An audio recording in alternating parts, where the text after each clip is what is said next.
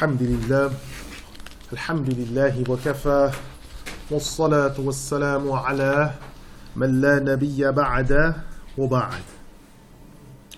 Alhamdulillah, we are starting and hoping to complete from the years 764 to 864. Now there's a lot of material here, although the handout's only 3 pages, there's a lot of background material. Inshallah, we'll be able to complete it and cross over it. Now we're looking at the years 764 to 775, some key events that took place. In the year 764AH, there were massive floods and storms that swept Sham and Egypt, and the environment began to change around the people in light of the battles and trials that were unfolding. On Wednesday, the 12th of Muharram, 767AH, the Franks passed through Cyprus and then Alexandria, devastating, killing, looting, and pillaging, while they were retreating back into mainland Europe. This would be their farewell to the Muslims before heading back to their home countries. Now, the Franks, as we already established, from the time of the Crusades, when the Muslims were able to gather the repeat-action rifle, they were defeated, but the small pockets and enclaves that they were in, they still had to be lifted and uprooted out of those. One of the places that they had strengthened their base was Sicily, and another place was Cyprus. Sicily was from the Kelbi Empire and was being slowly, the last traces of it were being obliterated, to the point to where now, if you go to Sicily, you will not be able to recognize that Muslims ruled there for a number of centuries. You won't be able to recognize that Muslims lived there for centuries, because most of the traces of it have either been painted over, obliterated, or frescoes have been built around it. You can't even recognize that Muslims were there. A similar situation in Austria, similar situation in Hungary. You don't even know that Muslims were there because it was wiped out. Cyprus was the same way. Now we know that Muslims have had a foothold and were in Cyprus before this division. They were there from the time of Muawiyah radiallahu anhu. They were there. Hiram is buried there. So we have one of the companions buried there, and a number of others. It's figured as a strategic place in history for a number of years. Now, as we know it, Cyprus tends to be divided. It's divided between the Greek side, which is recognized by what's called the international community, i.e. Franks. And then there is the so-called Turkish side, which is not recognized by the international community, which are Turkish, read Muslim. That is a side that's unrecognized, underdeveloped, really rickety and tore down looking, and there's sewage problems and all these other issues because it's unrecognized by its Frankish masters. But Cyprus at this point was undivided, but there were struggles over the island. Now in the year 768 AH, this brought a huge earthquake that rocked the city of Safad in Sham. Tragedy struck in 769 AH when the still retreating Franks rushed through Trablus, known as Tripoli, damaged the gates, murdered, looted, and made general annihilation of the inhabitants. The ruler of Cyprus had been helping the retreating Franks and used his strength to help them establish a foothold. However, he died 770 AH, and the new ruler sought a truce with the Muslims, and this was accepted. Now, look at the information here regarding all of the earthquakes, floods, storms, because all of these tribulations are coming from the Frankish invasion, Tatar invasion, the Crusades, and inshallah next week the beginning of the Spanish Inquisition, the Reconquista of what was now called Spain and Portugal. Right? All these things are starting to happen, and as they happen, more tribulations come about, and more trials strike the Muslims. But the one thing that we've been told of a hadith from the Prophet ﷺ in the Musnad of Imam Ahmed, is he made a number of supplications to Allah. One of the supplications is that the ummah would never be annihilated in whole. They would never be annihilated in whole. And that supplication was accepted by Allah subhanahu wa ta'ala. There was another dua that is in Sahih al-Jami', in which this ummah was referred to as an ummah marhuma, a ummah that has had mercy given to it. And its punishment in this life is by the sword, massacres, and slayings. Whereas in the akhirah, it won't have any punishment as an ummah. So the ummahs in the next life, the ummah of Bani Israel are being punished in mass, with few exceptions. The ummah of the Nasara, which are a subset of Bani Israel, are being punished in mass, with a few exceptions. But the Muslims are going in as an unpunished ummah, with only a few exceptions, who will suffer some temporary punishment. And that's the difference. So the Prophet ﷺ, with this ummah, when we see all these things happening, and sometimes Muslims will say, well, everywhere we go, there's 48 Muslim countries. And look at all the things that are happening. 48 Muslim countries that are majority countries. We're being killed, we're being slaughtered, we're being maimed. There's all types of hurricanes and tornadoes and things going horribly wrong, and towers falling over on people and everything. Even in the best of times, this is before the current stage that we see ourselves in now. These things were happening. Why? Because of the fact that these things have been prophesied. Now, what may seem like an easy ride that other nations are getting is because they are condemned to eternal judgment as a nation. This ummah is not condemned. Rather, its history is one of rahmah, of mercy. And so the massacres and the slayings and the things that are there, those people become martyrs. And in the hereafter, as they're on the other side of the barzakh, they supplicate for this ummah. They make dua for this ummah. They ask that Allah blesses this ummah. And all these other things. And on the day of resurrection, when each one of them receives the 70 crowns that they've been promised, and in some narrations 72 crowns and mimbars of light, and they're sitting on thrones of justice, and all these other things that the martyrs receive, and they can intercede for 70 members of their family. At that point, those that had been saying to themselves, I just don't understand why all this has happened. At that point, those that had been saying that as our Muslim brothers and sisters, who themselves may be deserving of some punishment, and they get saved by one of those people, will realize the divine wisdom and the purpose and principle and mercy in all of this.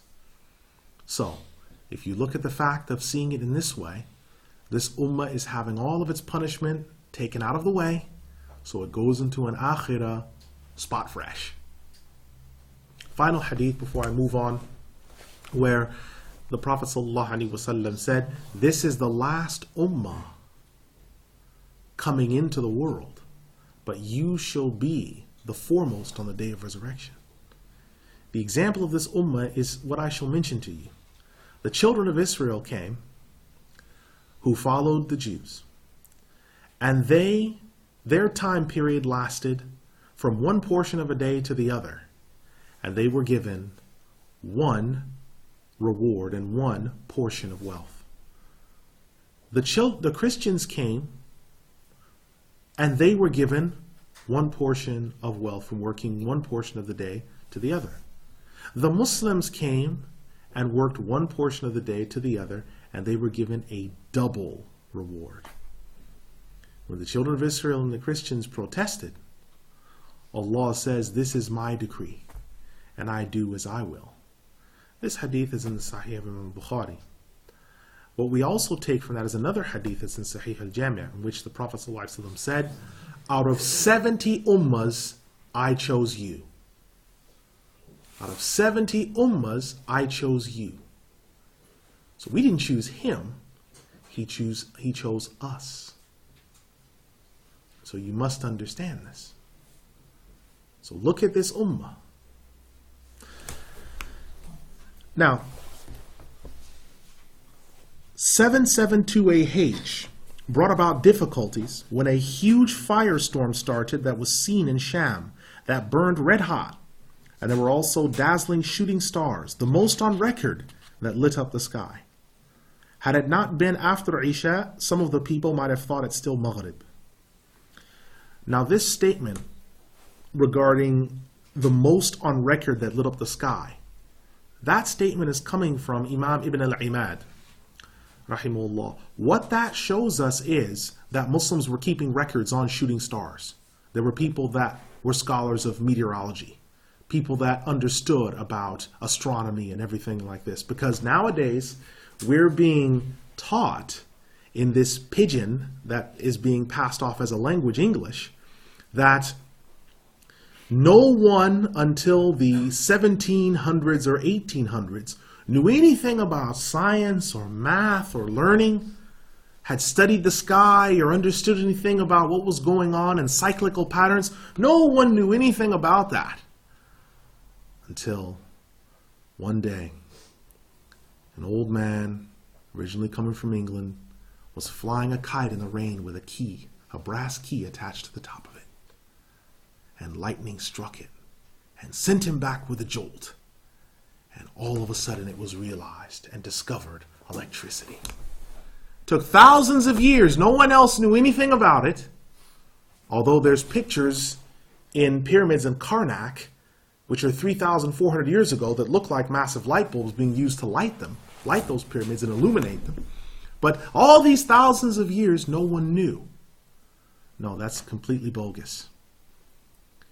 Remember, 1000 AD, got 70 hospitals in Baghdad. They were later destroyed in 1258, but we already had 70 hospitals in Baghdad. We had observatories. Imam Ibn al-Jawzi had an observatory. Imam Muwafiquddin had an observatory. People were already measuring things, talking about comets. People had already prepared huge manuals of botany on the history of plants and trees and all these other things and vegetation. Do not be deceived into thinking that all knowledge and wisdom suddenly appeared in the middle of a cornfield in Ohio in the 17 or 1800s from a man wearing a powdered wig because the syphilis was ravaging his body and eating the hair out of his head. But somehow he stumbled across electricity and science, and an apple fell on another man's head who was wearing the same type of powdered wig because he had the same syphilis ravaging his body, and he somehow discovered all the laws of the universe that we depend upon. Do not be fooled by this. Civilization is bigger than that, and knowledge was greater than that. Had it not been after Isha, some of the people might have thought it was still Maghrib. Imam Ibn Hajar al-Asqalani began an ambitious writing project in the year 763AH, by which, at the end of his life, he would demonstrate that he was one of the greatest scholars of all time. He was one of the greatest scholars of all time. This Ibn Hajar that is being referred to is Ali Ibn Hajar. Ali Ibn Hajar. He is the father of the great Ibn Hajar al-Asqalani that we know of, who wrote Fath al-Bari. We'll be talking about him, inshallah, a little bit later. But this is the father of the Ibn Hajar al-Asqalani that we generally know of. And he wrote numerous books. The Mujtahidun al-Murajjihun, preferential mujtahids, had been reigning for some time, but were starting to become increasingly rare since the beginning of 700 AH. Now again, we have to talk about this because it's important. In the beginning of the era of the first three generations, you had all 6 types of mujtahids simultaneously present.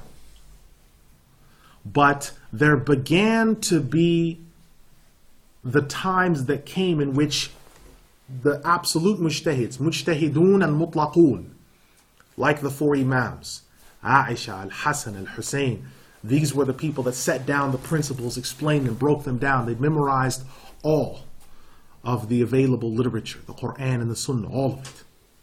So when you read about Imam Ahmed memorizing 1 million ahadith and the Quran, that's everything. That is the revealed law. After them came the mujtahidun and mutlaqun fil madhab, the absolute mujtahids within the madhab. Al-Qadi Abu Yusuf, Muhammad ibn al-Hasan al-Shaybani for the Hanafis. Right? You had Abu Bakr al-Athram, Abu Bakr al-Marwazi, Abu Zur'a al-Razi for the Hanbalis. And you had Za'farani and Dhafar and others for the Shafi'is. And for the Malikis, they had their scholars. After that comes al-Mujtahidun al-Murajjihun, the preferential mujtahids.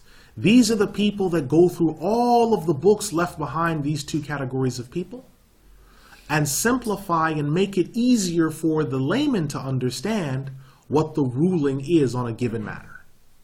Because there's this massive diffusion of knowledge and books and information.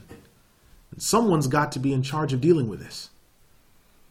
Now, you could tell that the Mujtahidun al-Murajjihun were starting to become rare. Because when the son of Ibn Daqiq al-Eid the elder met Imam Ibn Taymiyyah, Taqiyuddin Ibn Taymiyyah rahimahullah, who died 728 Hijri, he kissed Taqiyuddin Ibn Taymiyyah on his forehead and said, "Praise be to Allah, I thought that I had seen the last of your kind." What that meant is that the Mujtahidun al-Murajjihun were so rare. When he finally ran across Taqiyuddin Ibn Taymiyyah and some of the other people, he said, "I thought I had seen the last of your kind." So they were rare. What do these people do? As I mentioned, they go through the books and explain the different things. If anybody gives a read through Taqiyuddin Ahmad Ibn Taymiyyah rahimahullah, his Majmu' Fatawa, with the right knowledge and they know how to do so, they will notice that when you go through all 37 volumes and read through them, there are some evidences, but he's mainly, like every other Mujtahid Murajjih, saying there are some 5 statements on this topic. And he'll give you all of the statements, everything that's said on a given topic. The Jamhur, minority positions, rare positions, everything. And then he'll tell you the preferred position is this one. He'll go through all of that. His job is to memorize all of that material and be able to tell you the preferred position is this one. So you'll find sometimes within the books of Murajjih, Mujtahids, they'll be quoting 6, 7 aqwal or statements. And then they'll sew everything together and say, the bottom line is this.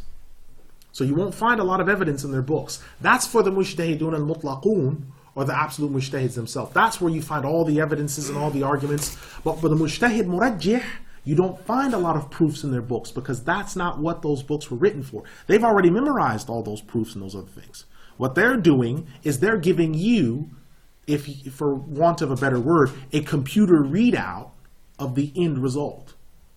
Because the common person is not coming to them for ilal and qiyas and istishab and amalu ahl al-Madinah. They're not coming to them for all of these under machinery pieces. Just as much as when you go to the mechanic, you're not going to the mechanic for him to say, now listen, your fuel injectors are not interacting with, and then he goes into the full explanation. You're not going to the mechanic for that. You're going to him to say, has my car passed its MOT? And if it hasn't, what's wrong with it so I can pay you and get it done? He knows all of that stuff, but he tells you, well, you've got 2 options. You've got a massive inflation in your tire. I could repair it, but there's still that weak spot in your tire.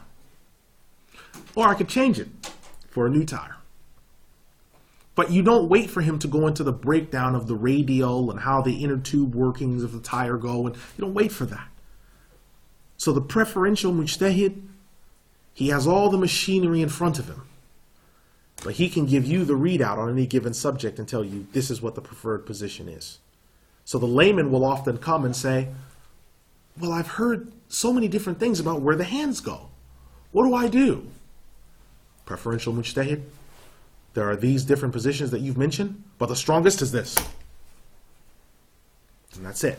Then if you ask and say, well, what about this proof and that proof? Then he says, the points that you've mentioned, this is held by this group. This position on this understanding of this evidence is held by this group. This understanding is held by this group, and this understanding is held by this group. But your understanding should be this. That's what the preferential mujtahid does. Now those people began to die out. Because if you have no one to teach, you have to have preferential mujtahids in order to teach preferential mujtahids. So the fact that they were dying out meant that the people who were dying out. It was becoming a rarefied science. And a lot of people weren't able to fully grasp what it is that these people did because they became so rare in their time. So if you look at, say, people like Taqiyuddin Ahmad ibn Taymiyyah, the 11 masail that are difference of opinion aside, if you look at him, Jalaluddin al-Suyuti, those were people who had incredible tribulations in their time. Why? Because the true mujtahid is not a product of his time. The true mujtahid is not a product of his time. Here's what I mean by that. If someone is a mujtahid and deriving rulings and masail, the job of the mujtahid is going to the book and the sunnah and deriving the rulings. The Quran and sunnah are timeless, are they not? They last for every era, every age. So when someone is a mujtahid, he belongs to the Quran's age, which is timeless. And that's why he's able to derive new masail and tell you, even though he's living, say, in the 1950s, he's able to see hundreds of years forward. For example, Imam Ibn Taymiyyah, rahimahullah, although living in the 8th century of the Hijrah, had a vision in which he was shown a grid layout of the earth in longitudinal and latitudinal lines. And he drew out the entire globe. That map was taken and used by a few Muslim sailors, and if you look, you can see near Africa the northern tip of Antarctica. For those who might be interested to know, our Frankish colleagues did not discover Antarctica until hundreds of years later. But in just a vision, just a keshf, just a snapshot, he sees the earth spread out like a flat plane, longitudinal lines, latitudinal lines, and all the continents. And states in one of his fatwa, there are 7 continents on earth. On the other side, when it's light on one side of the earth, it's dark on the other side. There are few people living on the other side because there are still great ice sheets that are preventing more upward mobility. The continents are like, and he's going into all these explanations. The continents, if you go under them, are not empty. There's water, but the continents extend under the oceans. And they're floating on top of the rest of the dirt that goes under them, and sometimes they move and there are fissures in the earth, and going into all these details. Before the onset of geology, before the onset of paleontology, before the onset of archaeology, all these different things that now we depend on and say, well, fortunately we found this out. Because people back then, they sure were stupid. So the preferential or any type of mujtahid, a real mujtahid, he's not a product of his time. A sheikh might be. He's a product of his time. The local elder in the masjid, he's definitely a product of his time.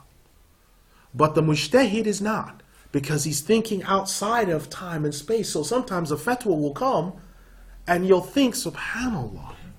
And sometimes the mujtahid will be persecuted in his time because he's outside of it. Like, for example, Imam Muwaffaq, he wasn't persecuted for it, but people thought it was bizarre. He said, it is impermissible for a woman to sell her own eggs, which are in her ovaries, because her ovaries do not belong to hers. The ulama's first response was, first of all, how do you know how many eggs? That a woman's eggs are in her ovaries. And then he says that there are a predetermined amount of eggs, and each woman is given no more than the predetermined amount in her ovaries. Do you know they started saying that in 1996? This is 900 years ago. The predetermined amount. She may not sell those. They are not for hers to sell. Nor are they allowed to make other human beings for them without the consent in which it would be her own children, because it will create issues of lineage, and it will create an environment in which monsters will be made. He's discussing the fiqh of crops. How on earth did this get in here? Because of looking forward. Mujtahids are looking forward. So in the case of the woman that gave some of her eggs to her daughter because she was infertile, her daughter has a child that she's now the grandmother and the mother to. Because really, they're her eggs. That creates havoc with inheritance. Creates all types of tribulations. And the mujtahids have to sort it out when something like this happens. All these type of issues that you see, right? Last example before I move on. You have Dr. Mikhail Debaki. He comes to Muhammad Hassan al-Shanqiti and Abdullah Muhammad al-Khulayfi and says, I want to bring about a new type of surgery to help people who are suffering, to make people live longer. And it has to do with the use of the pig aorta, which is the most similar to the human aorta. They both gave tacit fatwas in support of it. Go ahead. On the condition that you will try to develop a synthetic one first. That's their position. So these two ulama, far ahead, and they had incredible criticism from other ulama. How can you use everything from the pig is haram, it's najis, it's a haram beast, it's something it's been made impermissible, all these other things. And those two mujtahids said, we agree with you. Muhammad al-Amin al-Shanqiti rahimahullah said, I agree with you. But don't you remember the fact of darura? What is the darura in Sharia? Darura is anything in which you will lose your life, a limb, or be jailed for a period of time in which you will die during that time. This is the darura. Don't you know that there are people without this who will die? Who will suffer incredibly? Therefore, my fatwa is that this was darura. It was necessity. That's mujtahids looking far ahead. Where other mujtahids may not always understand, like for example, Sheikh Muhammad Watawali Sha'rawi died with the position that it was haram to give blood and organ transplants. Both were haram. Giving blood, taking blood, they're haram. He's a major alim. Who on earth can dispute with Sheikh Muhammad Watawali Sha'rawi? No one. But that was his fatwa. Other ulama are looking ahead. When television came, most of the ulama gave a blanket rejection of it. But one of the sheikhs said, no, this is a device that produces signals and sounds. If we block all impermissible signals and sounds, it will become halal for us to use it for any permissible utilization that we have, for listening to recitation, seeing people reciting, or seeing beneficial lectures. But if you cannot control the venue which has been released among you, it's haram to have it. And the other scholars agreed, but at first their position was tacit. No. So you have to look at fuqaha, how, and mujtahidun, like this, when they're looking forward, the real mujtahid is not a product of his time. So they will say things that in their own time, to other mujtahids, they realize their wisdom, but they think, that's slightly bizarre, or how could that be connected with that, or why would they say that? So the mujtahid exists outside of his own time. He's not a product of his time. Right? So the mujtahidun al-murajjihun had been reigning for some time, but starting to become increasingly rare since beginning of 700 AH. It would be the late 800s, I want to mention, where mujtahidun al-murajjihun would finally die out. And it would leave you with mujtahidun al-mukharrijun. And those are the people that derive new masail, they do other things, and those people will always be around. And we'll have to discuss that later. Now we have deaths during this time. Deaths during this time include Ibn al-Naqib al-Masri, who's a major Shafi'i scholar. He is the author of the book that's been translated into English, The Reliance of the Traveler. It is that seminal text that is used today in the English language that has made so many people happy, because it was a book that went from the beginning of wudu and water all the way to the end. And in the English language, there had been no book and no one that was doing it when this book came out. I remember seeing whole families change madhabs. I mean the grandparents, the parents, and their children, and the uncles and on down. Because They had no other resources to go to, and they said, we're just going to take this and we're going to hold on to it with everything we've got.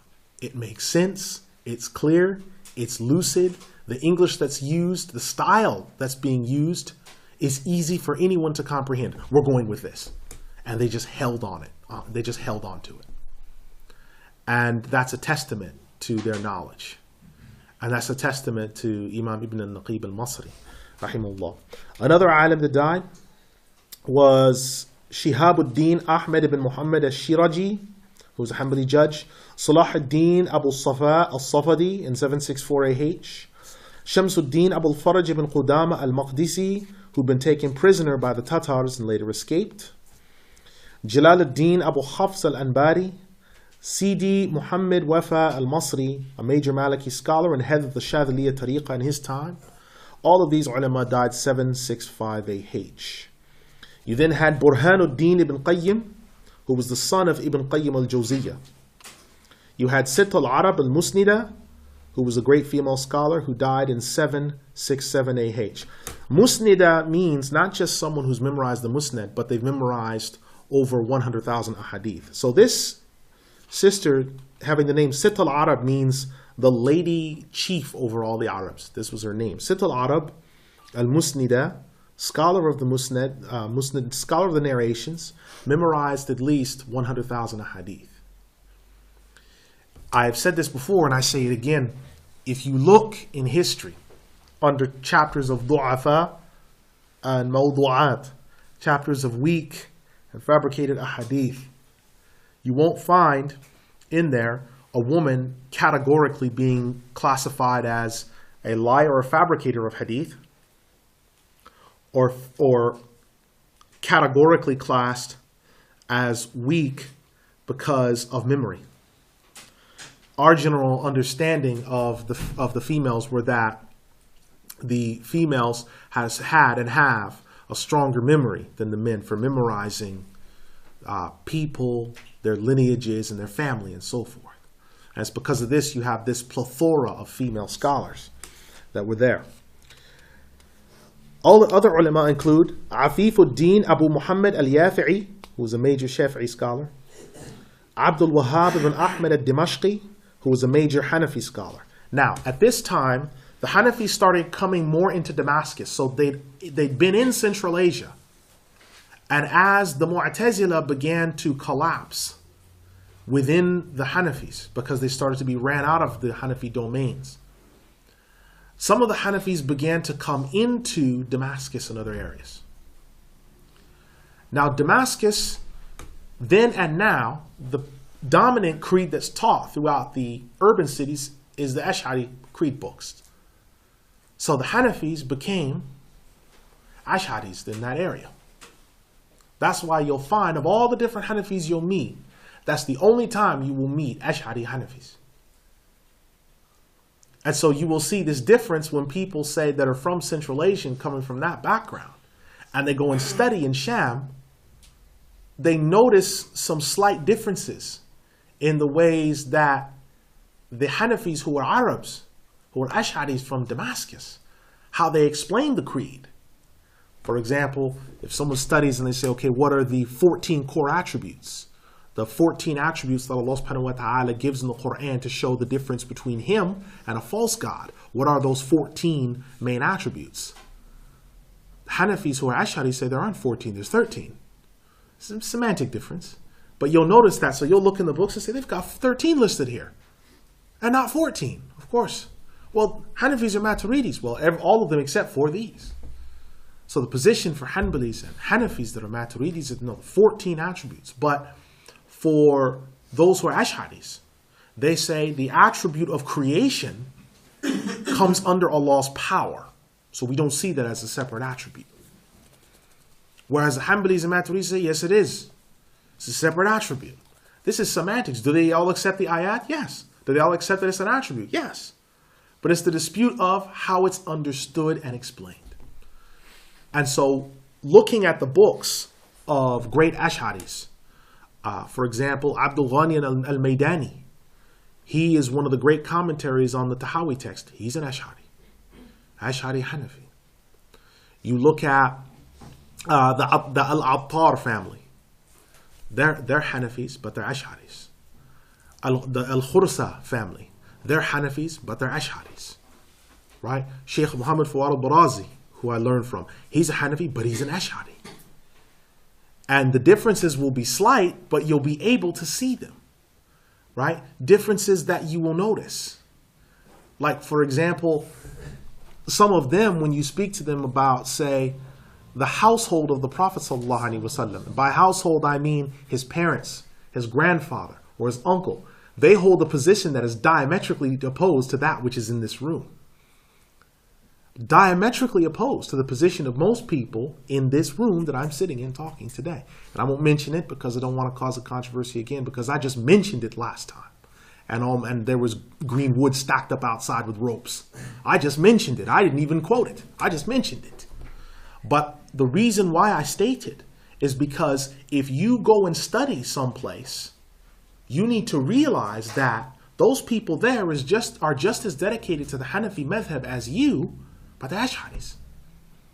And so you're going to be looking to read books like Aqa'id al-Nasafi, Maturidi scholar, great, wonderful scholar. Aqa'id al-Nasafi, no dispute. But they're going to be reading to you from the commentary of Sa'aduddin al-Taftazani. Who's what? An Ash'ari. An Ash'ari.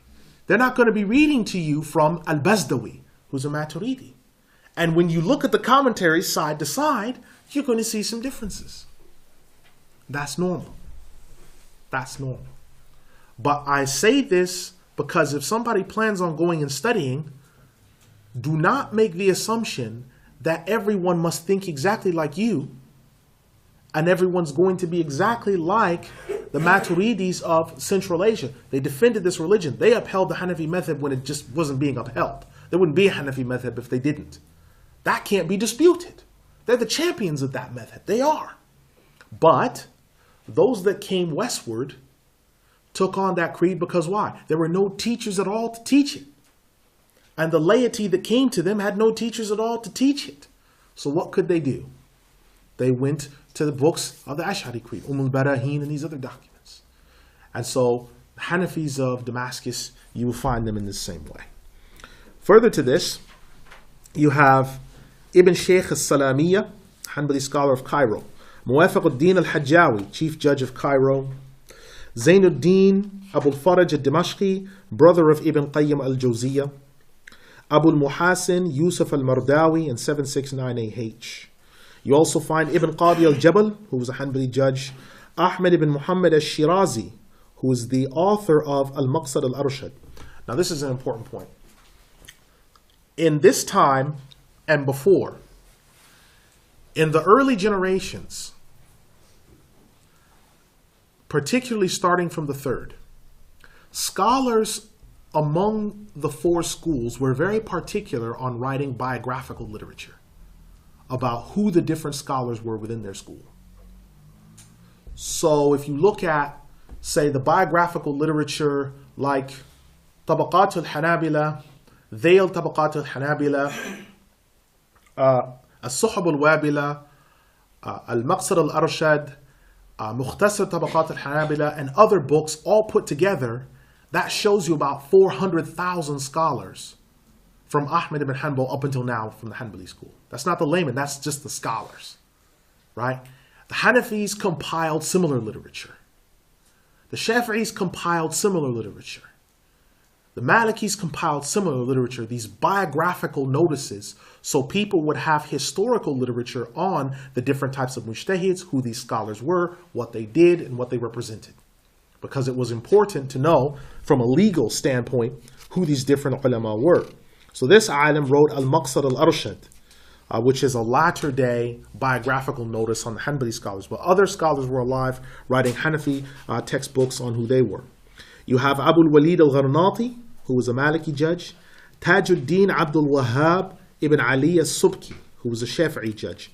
Tajuddin al-Subki was considered one of the greatest ulama of his time. So great was his stature that when he became chief judge in Damascus, the actual people came out to meet him. And you may see this in your life, that you meet someone who's a sheikh or an alim. And it's not just that other sheikhs and ulama love them, but that the basic people love him as well. And you don't always find that in sheikhs and ulama, because sometimes the ulama's status will be so high, some people won't be able to fully appreciate him because they don't understand what he's saying, his way of speaking, his terminology. They know that he's one of the ulama and they love him, but it's not the same connection. And sometimes you'll meet an alim or hear of an alim like Tajuddin al-Subki, where the people love him as well. And the people say, we want him to stay as our qadi in this district until he dies. Right? That is an example. Tajuddin al-Subki, rahimahullah, is such an example. Another alim that died, now Tajuddin al-Subki died 761AH. Shamsuddin Abu Abdullah al-Zarkashi, he died in 772. Some authorities say 774. Imam al-Zarkashi, I mentioned before, Abu al-Qasim al-Khiraqi, rahimahullah, he was the student of Imam Salih al-Baghdadi, who was the student of Imam Ahmad. Imam Abu al-Qasim al-Khiraqi wrote a book called Al-Mukhtasar, the Summation. 400 commentaries have been written on that book. Imam al-Zarkashi was one of those commentators. And Imam al-Zarkashi was an Egyptian.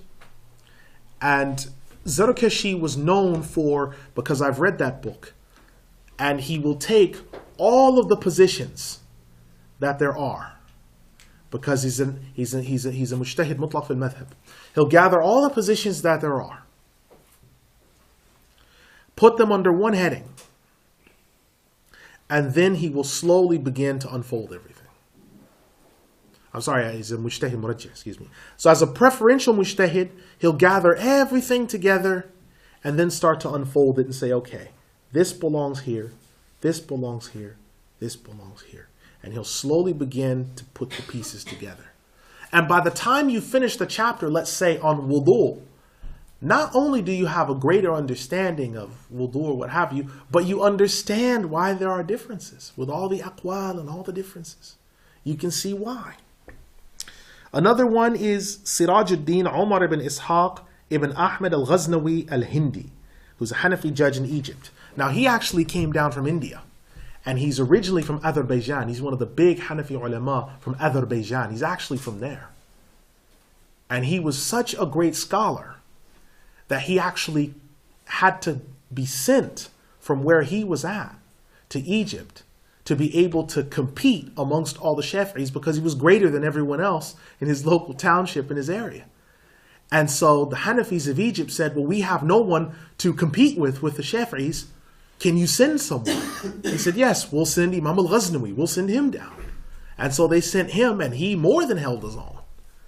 And so he gained respect, because the ulama, when people need fatwa, they're looking for someone to take fatwa from. And so he was there. Now this particular alim, as I said, he came from Azerbaijan al-Hindi.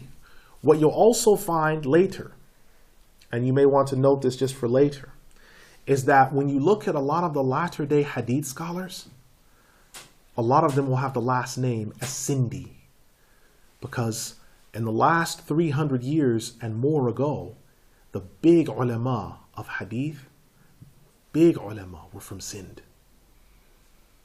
They were considered, in many accounts, as some of the people that preserve the science of hadith. Who can dispute the commentary Awn al-Ma'bud? Who can dispute Muhammad Hayat al-Sindhi, the great Sindhi alim? Who can dispute that alim? He came there, and the Hanafis said, we declare you the mufti of Makkah al-Mukarramah for the Hanafis.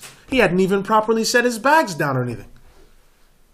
His respect was that great. And these aren't, because a lot of people say, well, you know, the people, the ulama that aren't Arab, they don't know anything. No, these are Arabs. Dyed in the wool, Ismaili, from the household of the Prophet Ismail alayhi salam, dyed in the wool, brown Arabs. And they said, we declare you the mufti of this area. He wasn't even an Arab. It was about his ilm. Muhammad Hayat al-Sindhi in the biographical books is a major scholar. And even people that disagreed with him, he's one of the few scholars within the Hanafi school, perhaps as many as four perhaps, that I've ever heard of. There may be more, but I don't know of them. So that may be my defect. But he is one of perhaps as many as four Hanafi scholars. He wrote a book on it that was of the position that the hand should be placed under the chest, as is Imam Shafi'i's position. A handful. Major alim. One of the few. And he had to go through all types of written debates, and there were spoken debates, and there were all these things that were happening. It was in a spirit of a good atmosphere. It was very competitive, but subhanAllah. He wrote a book on the virtues of the beard. And he began the book by talking about, I've heard often people mention about hijab and the dangers of casting off the hijab and these other things. He says, but I found the men neglectful in the area. I find that there are men that are able to when they shave it. And these people are despicable. They are sinners. They are wretched. They're battaloon. They're that. And he went in this big 11-page attack on people that go around, in his words, quote, disfiguring their faces and nullifying their manhood. These are his words. Muhammad Hayat al-Sindi was one of those examples of those ulama. Al-Hindi, this alim al-Ghaznawi al-Hindi, is part of that great tradition of India. Abu al-Fath ibn Yusuf al-Sijzi, another Central Asian Hanafi scholar, a judge in Egypt. Badruddin al-Aqsarani, who was a Hanafi judge in Damascus. You have Muhammad ibn Yaqub al-Jawashini, who was a Hanafi judge in Damascus. All of these figures I've mentioned died in 773 AH. You have Imam Ahmed ibn Rajab al-Baghdadi, who was from Baghdad, but then came down to Damascus. He's the father of the famously known Imam ibn Rajab al-Hanbali. Imam Ahmed ibn Rajab died in 774 AH. You have Shamsuddin Muhammad al-Halabi, who was a Hanafi scholar and judge in Halab. Then you had Nasiruddin ibn al-Attar, who was a Hanafi historian and mathematician from Damascus. Okay, so this family, the al-Attar family, they're still there today in Damascus. They edit so many books on creed, on fiqh. They're still famously known today. Al-Attar means the itr seller, the people that used to make and sell itr. And some of them maybe still do, but that's what they were known for. So this name stuck, Al-Attar. So when you see their name on something, on the introduction to a book, a foreword to a book, a recommendation of a letter, a recommendation on a letter for someone, that person is thiqah. If somebody from the Al-Attar, some of the ulama, one of the ulama from the Al-Attar family says, such and such brother is thiqah, he's trustworthy, that's it. That's all there is to it. I don't care who he is. He's trustworthy. Because the Al-Attar family, they are princes in this ummah. They're princes. Some of them are Shafi'is, but the vast majority of them are Hanafis, and they are princes in this ummah. Certain families where you hear their names, you know you don't want a problem with. No one wants a problem with the Qadumis. No one wants a problem with the Shattis. No one wants a problem with the Attar family. No one wants the Ibn Badrans. No one wants any problem with those type of people. Because they know what's going to happen. All of a sudden your crops fail or something horrible happens to you. Because these are the people that are the awliya of Allah subhanahu wa ta'ala. Then you have Shamsuddin Muhammad al-Halabi, as I mentioned, Nasiruddin ibn al-Attar, and Abu al-Fida Ismail ibn Kathir, who all died in 774 AH. Abu al-Fida Ismail ibn Kathir is the famous Imam ibn Kathir that we know of history. He came from a family of Shafi'i judges and qadis. He was a student of Imam Ibn Taymiyyah, Taqiyuddin Ibn Taymiyyah rahimahullah. And when Imam Taqiyuddin Ibn Taymiyyah rahimahullah died in 728 AH, Imam Ibn Kathir was 27 years old. He had already enrolled at the Jami'at al-Ashrafiyah, which is a prestigious school of creed and hadith, that one of the prerequisites is that you must be Ash'ari in your creed in order to study there. He studied there. He wrote a number of books. One of them is Jami' al-Masanid, where he took the Sihah Sitta, Bukhari, Muslim, Abu Dawud, Tirmidhi, Ibn Majah, Nasa'i. He combined them into one massive 30-volume work and wrote a huge commentary on them and discussed the science of hadith within them. I've seen that book once in my life at a sheikh's house and was told to stay away from it when I went to look at it. Because the people that are in charge of that, because naturally as a person that likes books, you're drawn to books. You're going to go and say, oh, can I look at this or can I see that? And I was told, no, leave that alone. That is something that is beyond you. So I left it alone. But what you see from him, the Jami' al-Masanid, absolutely amazing book. Absolutely amazing. What small sections I did see before I was told to put away, amazing. His Tafsir al-Quran al-Azim, his Tafsir of the Quran, which has been translated into English and neutered and spayed. It deserves nothing more than the largest fireplace one can find in an Edwardian house and to go in. Because that book has been absolutely neutered. The commentary on Surah Al-Ma'idah, the 5th Surah, Ayah 15, is lukewarm at best. And if the people that did that were to be lined up against the wall and shown the machine gun and let it fire, I would not feel bad for them. Because they've intentionally lied. And you cannot find in that book where Imam Ibn Kathir begins and where Darus Salam and the apostate Saudi government ends. And this is the problem. This is the problem. That Tafsir al-Quran al-Azim is 4 volumes in Arabic. Let me just mention something brief about it. When Imam Abu Ja'far Muhammad ibn Jarir al-Tabari rahimahullah wrote his Jami' al-Bayan wa Ta'wil, when he wrote that massive tafsir, Imam Ismail ibn Kathir rahimahullah, he wanted to summarize it and to make it accessible to the layman. And so he did. And the 4 volumes of that are what Tafsir al-Quran al-Azim is. It is a mukhtasar, it is a summation of the 23 or 25, depending on which printing houses. It is a summation of that massive commentary by Imam al-Tabari. That's what it is. And it's got fiqh rulings that Imam Ismail ibn Kathir rahimahullah has put in there. And you will find among the Arabs in their house, next to the 40 ahadith of Imam Nawawi, is the tafsir of Imam ibn Kathir. Because he's that well loved.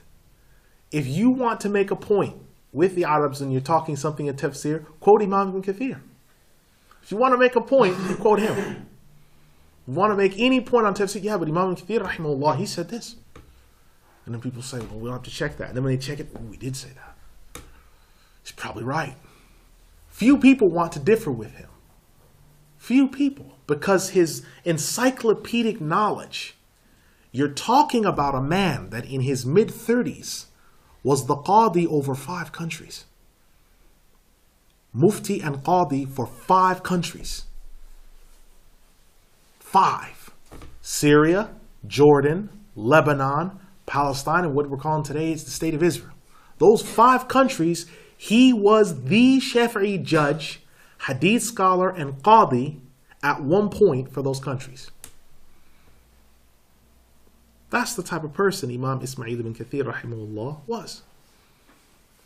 We just think of him as, Tafsir ibn Kathir, but he's bigger than that. He's bigger than that. And when you look at his history, you look at all of what he's done. He wrote a book on history called Al-Bidayah wa Nihaya, which was to cover from the beginning of time all the way up until his time. When he finished that, he then wrote The Signs of the End of the Time, which was connected to that book. Everything that you can expect that's going to happen after him. It is one of, with the exception of Ibn al-Imad and Ibn al-Jawzi, it is probably one of the best latter-day texts of history ever composed. Because it is thorough, it is in-depth, he gives you names, places, he tells you, sometimes like when I'm telling you Wednesday on this date, That's Ibn Kathir and Ibn al-Imad. They pay attention to detail. Wednesday.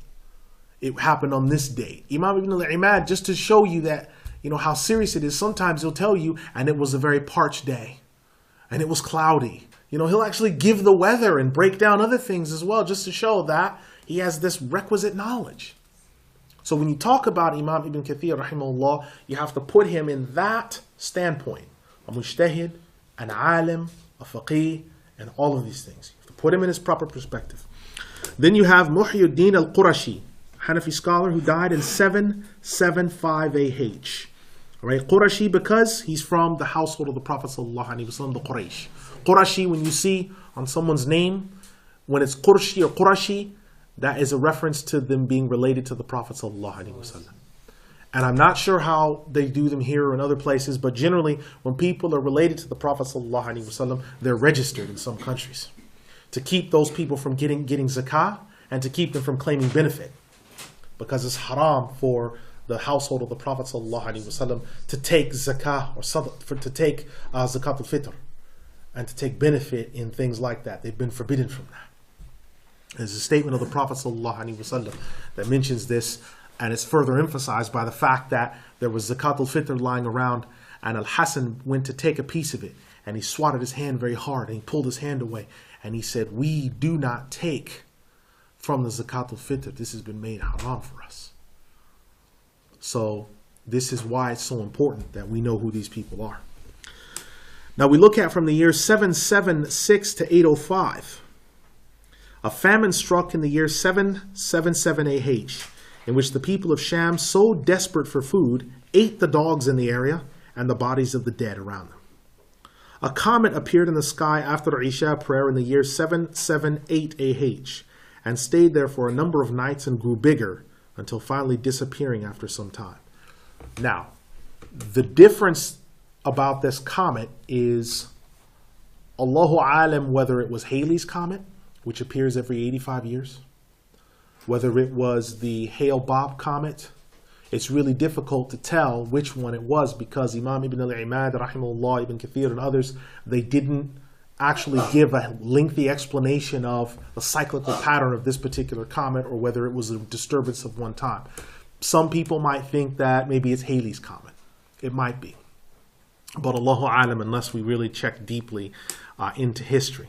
So a famine strikes in 777 AH, and the people of Sham, because there was such a lack of food, they ate the dogs in the area and the bodies of the dead around them.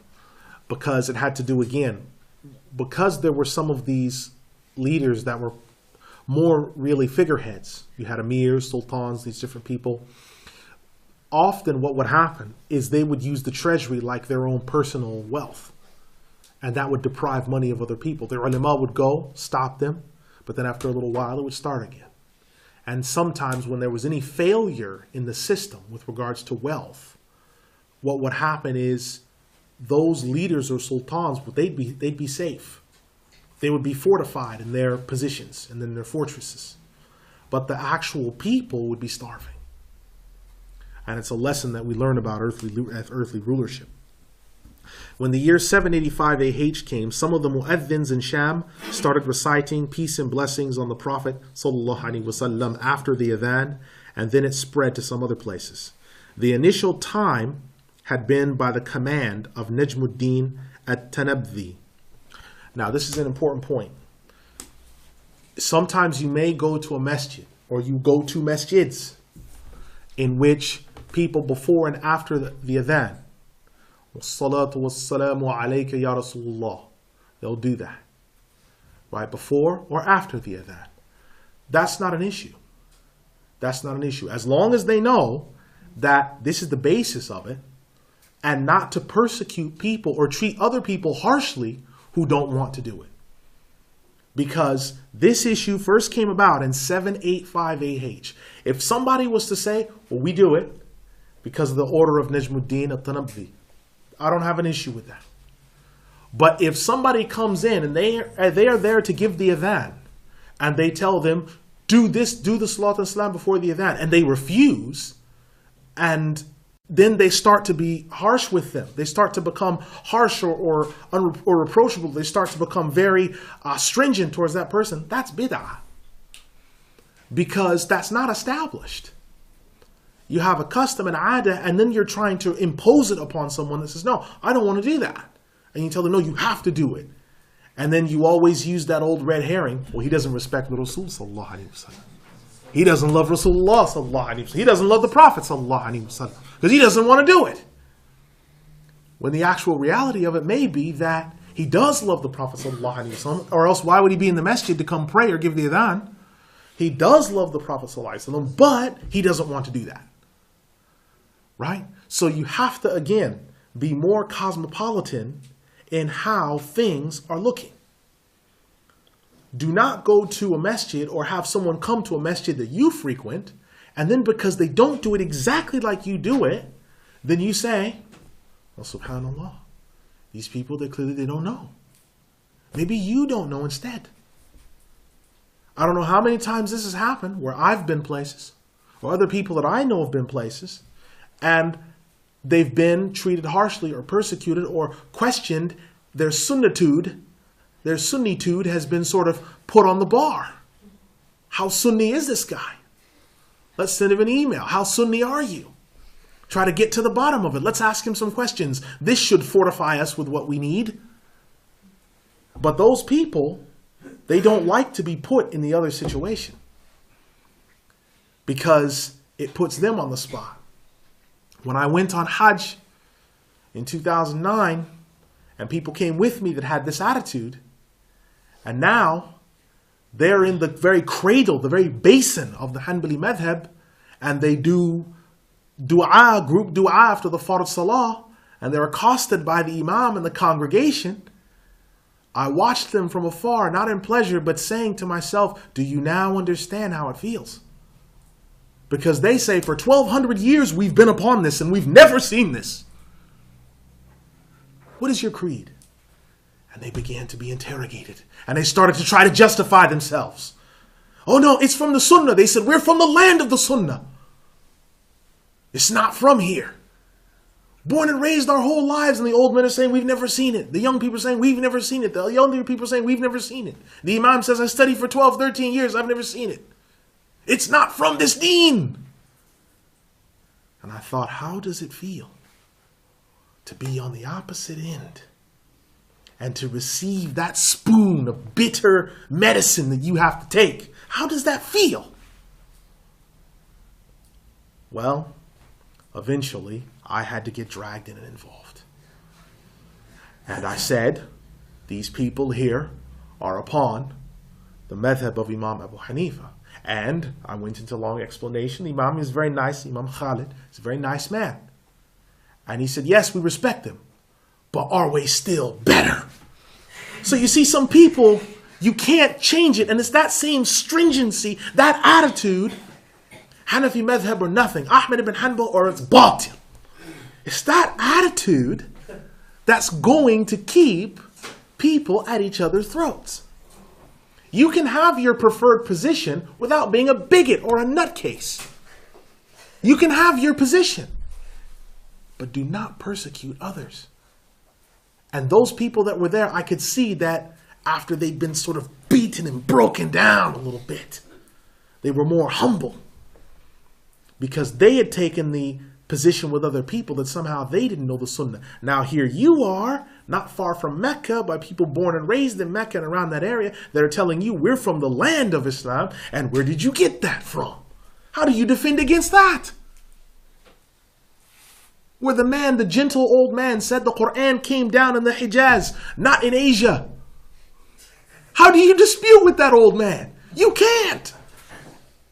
But even in the sense of what he's saying being correct, he's wrong in another sense because he was acting as if there was no other position in Islam but that.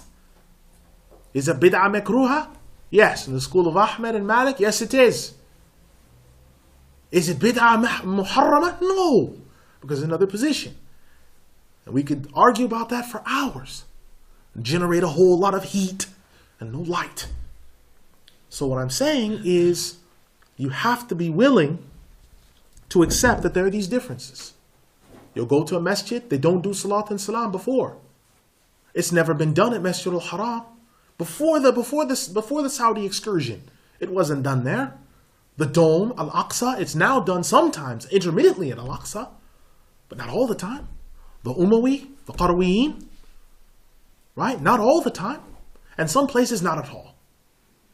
That doesn't take away them being Sunni. Oh, I'm not sure. Those guys, they don't do Salat and Salam before. You might need to look at their Sunni identification. No, don't do that because it's not right.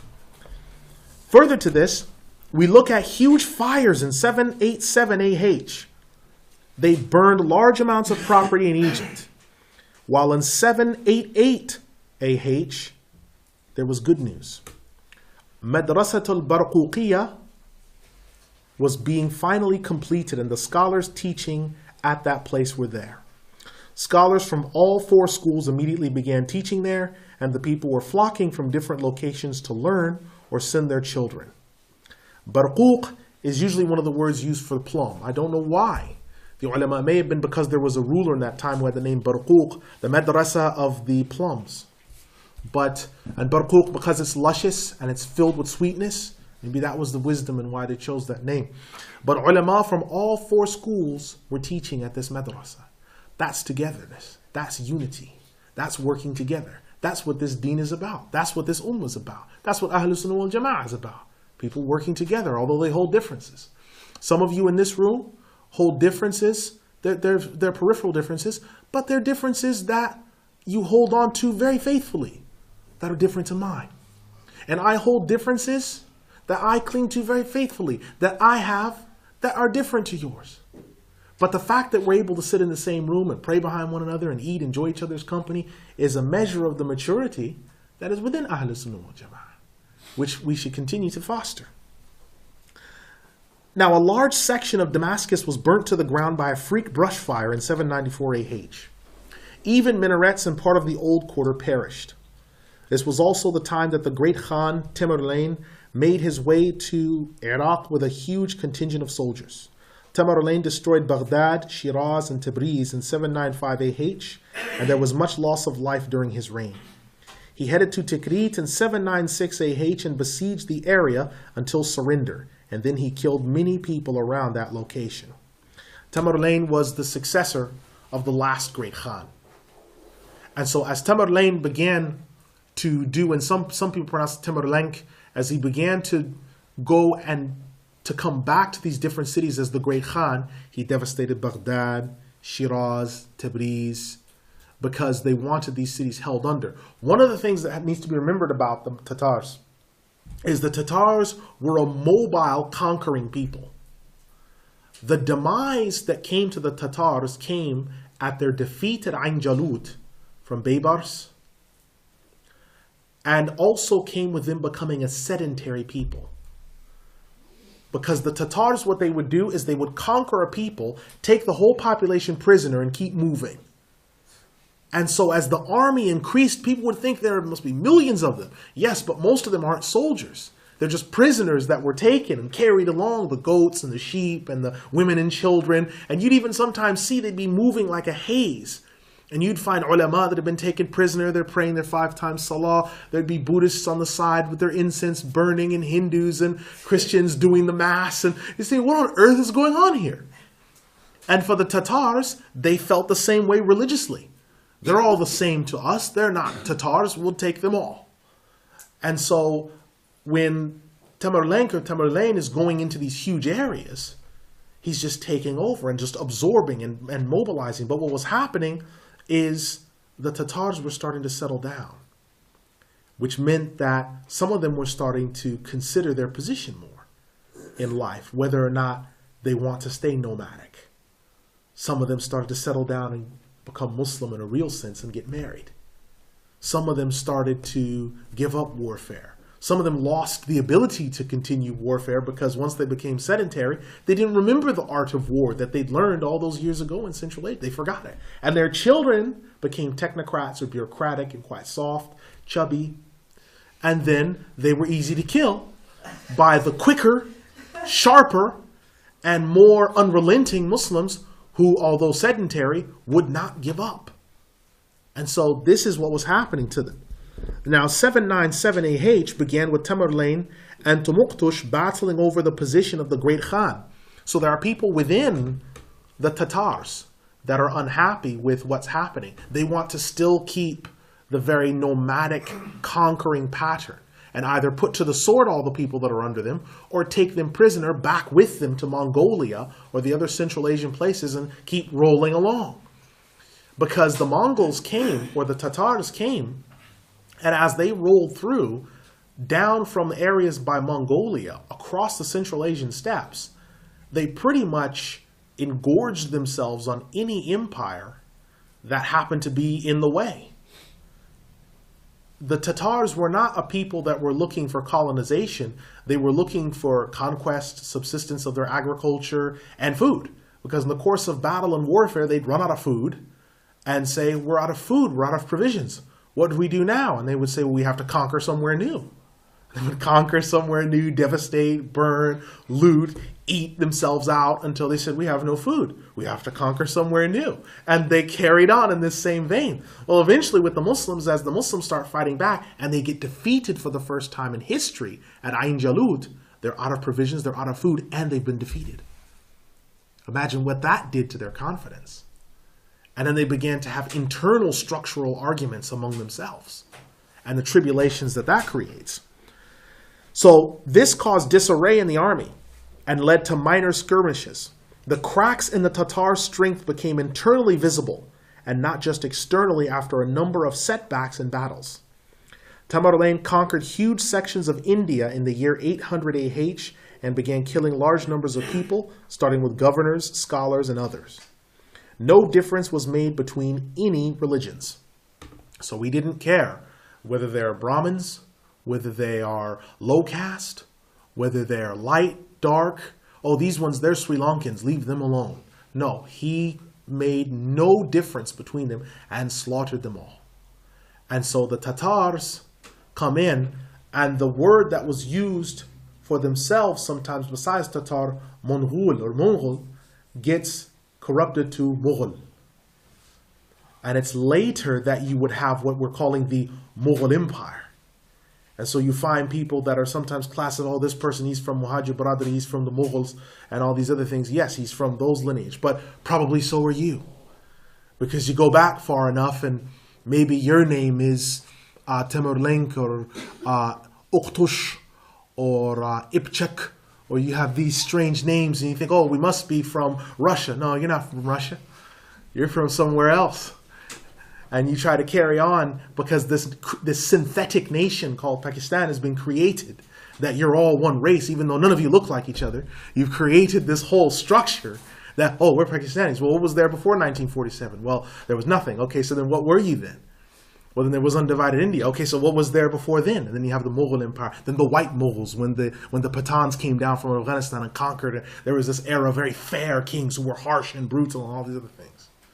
All this is connected with historical facts that are happening now.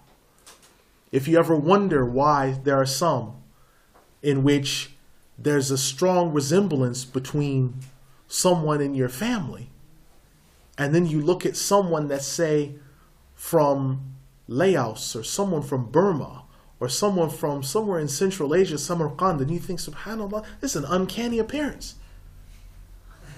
Or people who speak Urdu and they've spoken to Kurdish people and they find, whoa, I actually understand half of what they're talking about.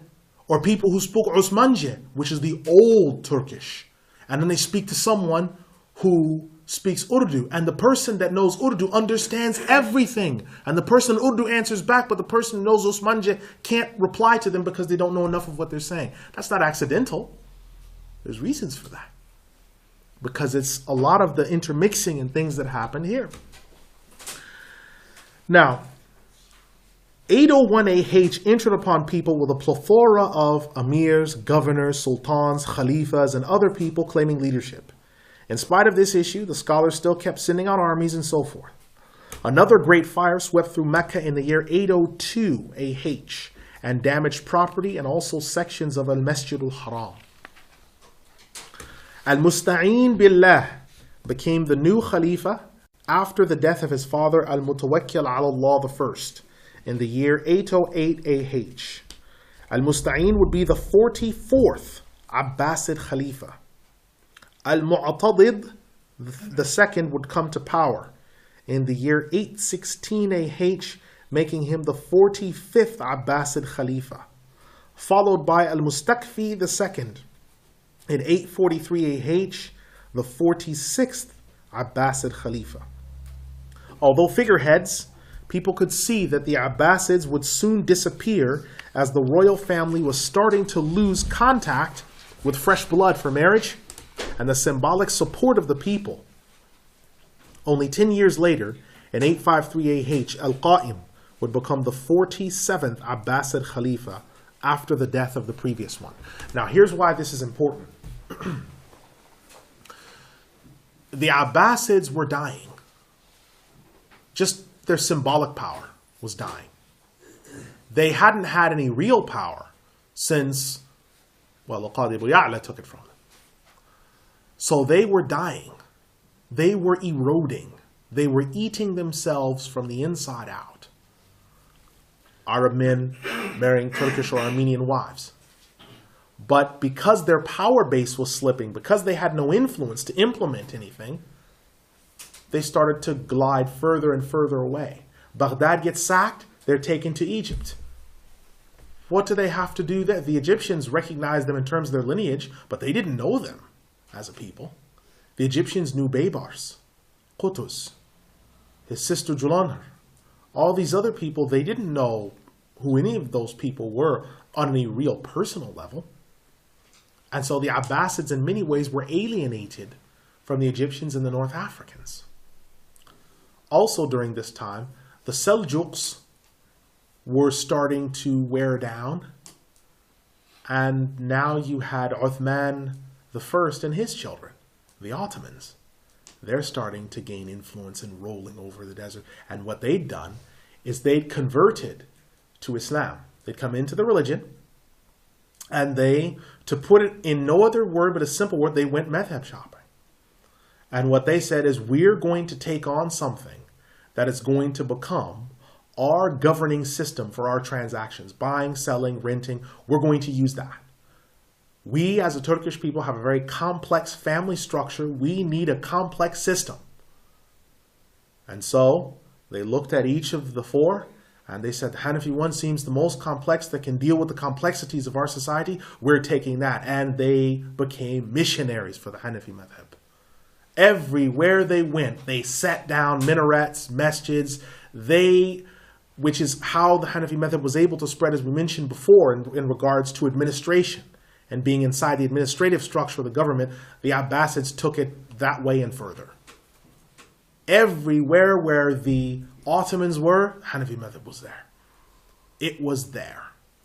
And they brought it back. I mean, they made people forget that for 500 years, Hanafi was associated with Mu'tazila. They made people forget that because they pushed that madhab so hard and they put such fear into the kuffar and into the cults that the Hanafis were now held in their own right as being every bit as acceptable as the other three.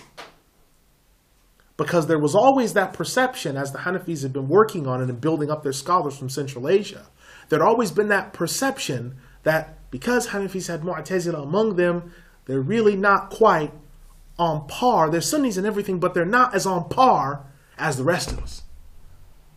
And so what happened is the Ottomans brought that up.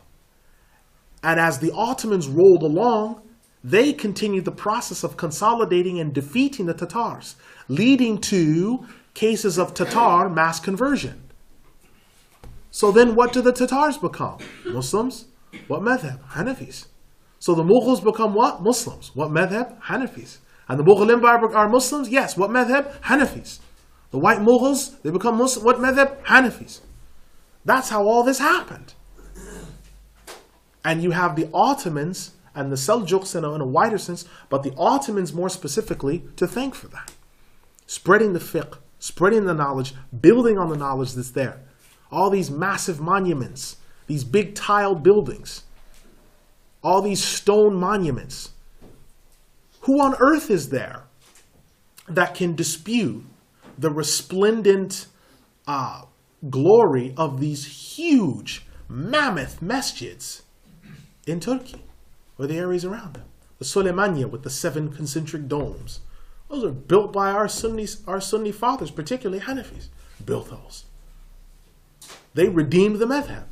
No one now, with the exception of cases that happen or outrages that happen, but generally when people think Hanafis, they think Sunnis. No one generally, unless something's mentally wrong with them, is going to think that there's something wrong with Hanafis. Because they've redeemed it. People have forgotten, with the exception of the books of history that have been quoted, generally people don't think of it that way. Right? And so that's what I'm saying. Now the challenge is now, as I mentioned before, the challenge for Hanafi scholars now is, in light of the fact that they have no big government to roll out, they have to either make one or they have to think of alternative means of administrating to their people. Because right now, out of all the 4 schools that administrate, they're struggling the most.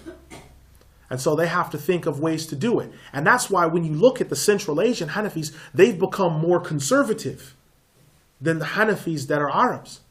If you look at the Hanafi fiqh as a study in the Arab world, and the fatwas that some of the Hanafi ulama give that are Arabs, they are perceived by the Central Asians as they're lenient. Those guys are liberal. Example, the language of the khutbah. Some of the Hanafi ulama that are Arabs, they say, well, if it's in Arabic or the national vernacular, it's not an issue. Oh, yes, it is, say the Central Asian Hanafi ulama. What you need to do to fix this situation is you have the bayan, which will be the lecture that you'll have before in whatever vernacular, and the khutbah will be in Arabic. What's wrong with you people? That's how it's held. Very conservative. Why? Because in the collapse of the governing and everything that those Hanafi ulama saw, the scholars of Central Asia, particularly what we're calling Pakistan, Bangladesh, and India, wanted to make sure to hold on to things. So they've stayed very conservative in order to protect what was left of what they had from a fiqh standpoint, because they were no longer governing. And without administration, they could not roll out a lot of what they wanted to do. And so the challenge for Hanafi scholars today is to sort of think out of the box and try to revive some of that vitality, either by getting big government. Well, how will they do that? Well, by taking one, by taking over and getting big government. India doesn't need to be separate from Pakistan and Bangladesh. It was all one anyway. What's the deal? What's the big difference? They're all Hanafis anyway. And the ones along the coast that are Shafis, they'll blend in. It doesn't make a difference.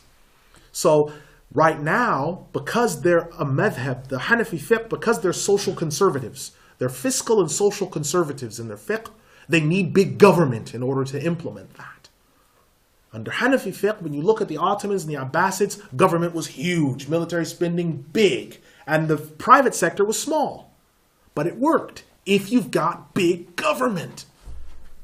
That's why in Pakistan and India, these places, they're thinking, how come the ulama are so this, the ulama are so that? Because they need a bigger government. The government's too small. They can't administrate there. That's why. They need bigger government. Now, deaths during this time include Sharafuddin ibn al-Kafri, who was a big Hanafi scholar, Ibn Abdul Haq al-Hanafi, the Damascus judge. Both of them died in 776 AH.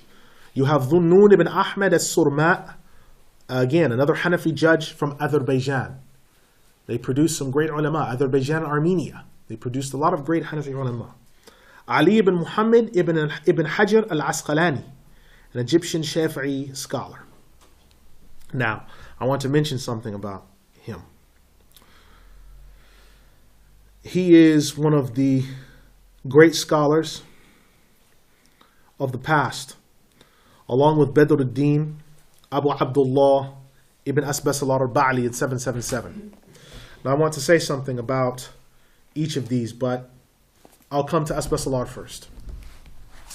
Imam Abu Abdullah Muhammad Badruddin Asbasalar is known. He was a preferential mujtahid, murajjih. He wrote few books. his main book that he wrote was this one here, At-Tasheel fi al-Fiqh. It's a standard primer for any students that go through it. So from adolescents all the way up to, say, 17, 18-year-olds, I've done the first half of it with some students, and they found benefit in it, this particular text. People have found benefit in it. It's easy to read. It makes sense. The Arabic reads very simply. All right? It's probably maybe comparable in terms of its briefness. It might be comparable with, say, Imam Panipati's Ma la budda minhu, or something along those lines. It's very, very basic like that. Asbasalar, a big alim, but was Turkish, coming from what's now Turkey, Asian extraction. You have Taqiyuddin al-Qalqashandi, an Egyptian Shafi'i scholar who died in 768AH, who was a great Shafi'i scholar, specialized in hadith. Abu Ja'far al-Gharnati, who was a Maliki scholar of Andalus.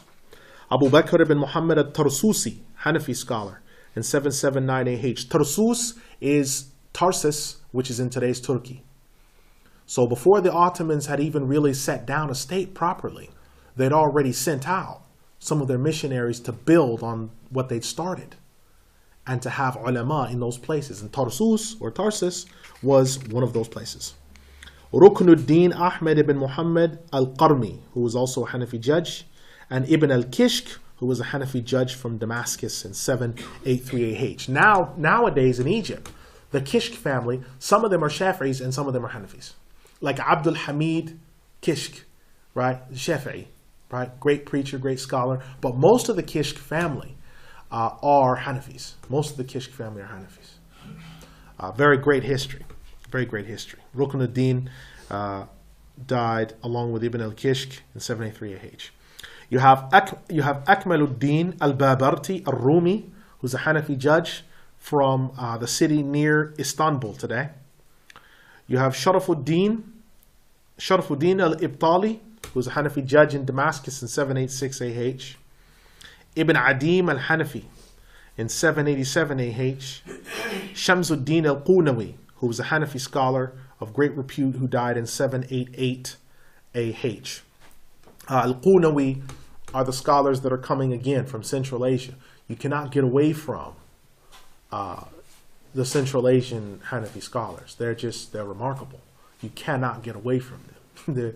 You're going to have to deal with them as a fact of life. One of the best books you could ever read on usul fiqh, one of the best you could ever read, is a book by Abu Bakr al-Harawi. Abu Bakr al-Harawi. He's a big Hanafi scholar from Herat in Afghanistan. Abu Bakr al-Harawi wrote a book called Ghayatul Su'al, which means the furthest answer to the short question. Abu Bakr al-Harawi, wonderful alim, wrote consistently on different topics. But particularly his strong point was usul fiqh. And you'll find, if you look in any usul fiqh books, particularly when you start talking about fiqh that's to do with sadd al-dhara'i, which means preventative measures, like for example, you sometimes stop some things to prevent bigger things from happening that could be haram. Hanafis are mentioned in a major way in those, because Hanafis have a big investment in sadd al-dhara'i, preventative measures. Because as administrators and being socially conservative and fiscally conservative from a financial standpoint, that's why Hanafis had massive armies, because they would speak to them and they'd have these huge governments. They used to speak to these Hanafi governors, these Hanafi rulers, and said, "Why is your army so huge? Your government is so huge, it's absolutely enormous. Why? So we never have to fight. And if we do, we annihilate our opposition quickly and we bring our troops home fast." It works. If you show up with 500,000 men on the border of someone's country that's messed with you, alhamdulillah, if you don't have to fight.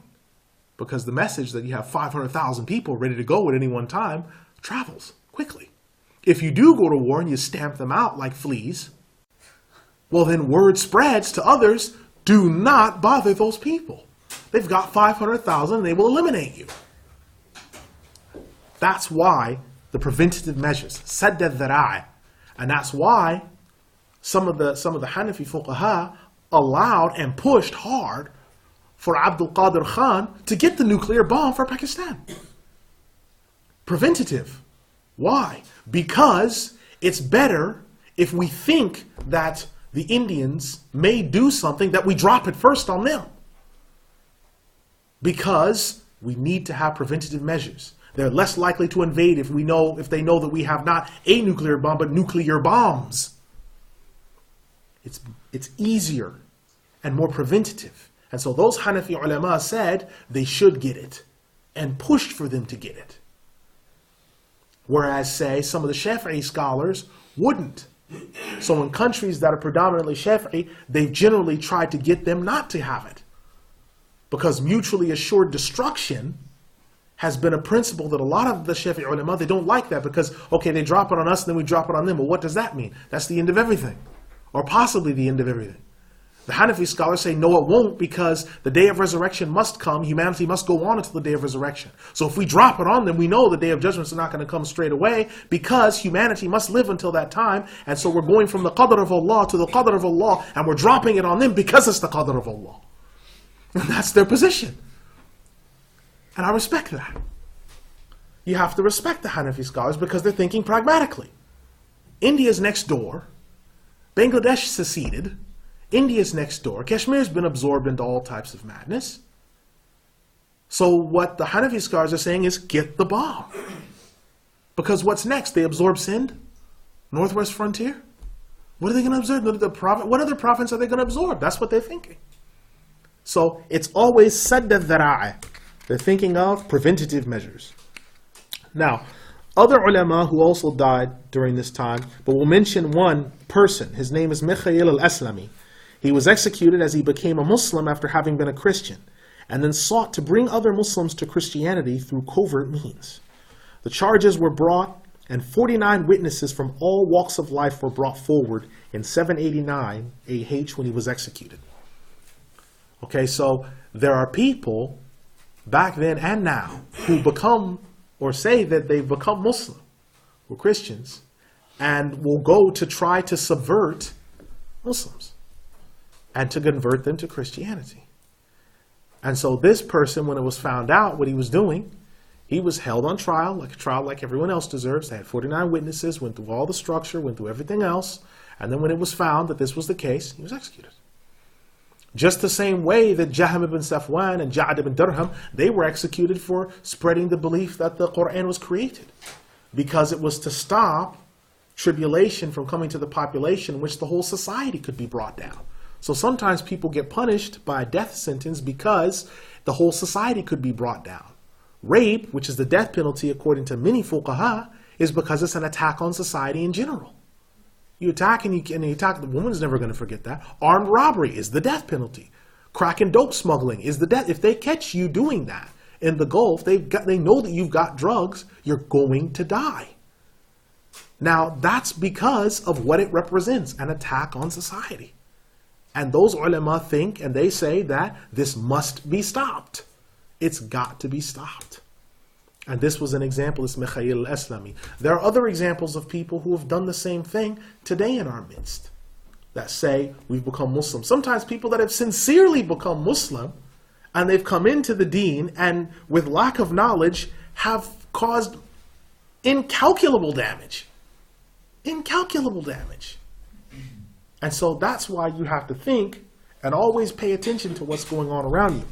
Other people who died during this time. Sharafuddin al-Kurdi, who was a Hanafi scholar. Very few Kurds are Hanafi. Very few. Most Kurds are Shafi'is because of Salah ad-Din al-Ayyubi and Nuruddin Zinki and others. So he's a rarity. A Kurdi Hanafi scholar is a rarity. Minhajuddin al-Rumi, Hanafi scholar. They both died in 791 AH. You have Abu Ishaq al-Shatibi al-Ghurnati, who's a great Maliki scholar of Andalus. He died 795 AH. He died 795 AH. Now, Imam al-Shatibi. Abu Ishaq al-Shatibi rahimahullah was from Gharnata, which is today called Granada. He was from a family of high-ranking Maliki ulama. He is considered perhaps one of the greatest usuliyun, scholars who wrote on usul al-fiqh, that ever lived. His most famous works are al-muwafaqat, the points of agreement, where he contrasts between the different positions in fiqh, in usul fiqh, and another book called al-i'tisam. Al-i'tisam billah, that book, take the firm handhold to what Allah has given and to Allah. That book explains what is innovation, why does it happen, how does it happen, the difference between a valid innovation in science and math and other things, and impermissible innovations, how people fall into innovations when people accidentally commit innovation and don't realize it, and then it becomes a custom among them. He goes into all the depth on these matters. And then he sums everything up with a discussion on who is the safe sect. Who is Ahlus Sunnah wal Jama'ah? Who is the safe sect? He discusses who the cults are. I've looked at al-muwafaqat and al-i'tisam. And just as a reader, I would probably say that al-i'tisam is his greatest work. Because the issue of innovation, he's so precise and so sharp and so to the point. Every single statement that he makes is just a few sentences long. And you can just sit and reflect on that. It's so profound. Imam al-Shatibi. And if you mention his name around people that know anything about usul, you say, yes, what do you say about Imam al-Shatibi? Straight away, oh yes, he's a great, wonderful alim. He's a wonderful scholar. He's done this, he's done that. I studied al-Muwafaqat when I was doing my final year at Iftah class or whatever. They've heard of him. Because Imam al-Shatibi, he was one of the first ulama to start to witness the Reconquista, the reconquest of Spain by the Catholic Church. He started to witness it. He witnessed the bodies dug up of deceased Muslims and stabbed with javelins. He witnessed people being killed. They would take them out and say, show us your penises. They would say this to the Muslims, the males. And if they found they were circumcised, they killed them. They killed them straight away. They would tell them, if we see you making a ghusl or heading to a bathhouse on Friday, they would close the bathhouses in certain cities. If we see you going there, we're going to kill you. And so sometimes they would just go in and they would kill all the Muslim men in the bathhouse who were going into these stalls to have a shower for ghusl, for Jum'ah. They killed them. Every single aspect of Islam, he watched some cities start to fall to the Reconquista and the tribulation that came from that, from Ferdinand and Isabella, that would later speed up that process. But he witnessed a lot of the early signs of it. 1492 AD, which is coming soon, inshallah, on our notes, that was sort of a seminal time. From 1492 to 1699 is where it was full demolition of the Muslim places. In 1699, between 1.2 and 1.6 million Muslims were expelled from Spain and Portugal. And they were told to carry their dead with them.